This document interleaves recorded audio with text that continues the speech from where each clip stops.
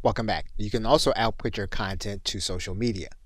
You'll come to your drop-down menu, and then what you'll do is you'll find the appropriate social media site that you want to send your content to.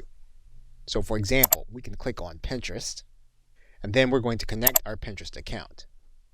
We'll then give Canva permission by clicking OK. And then what we can do is we can then send our content to where we want it to go. We can add in a description, and we can then click Publish. Canva will then prepare our design and move it directly into our Pinterest account. And we'll be able to see our pin here. We can also output to Facebook. For example, if we find our Facebook page or our Facebook group, what we're going to do is we're going to click on Facebook group.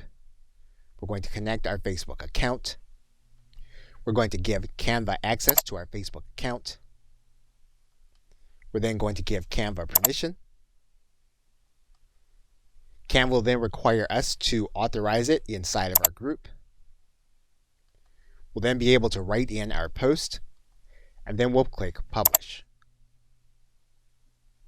Canva will then prepare our design for our Facebook group, and we'll then be able to view our post. And we'll see it on Facebook. And you'll see all of the areas where we can output our content.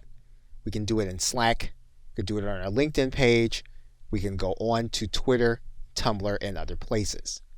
In this case, what we're going to do is we're going to finish by going to Twitter. And we're going to connect our Twitter account. We're then going to authorize Canva. We're going to write in our content and post. And then we're going to click Publish. Canva will then prepare our design for our post to Twitter. We'll then be able to see our post.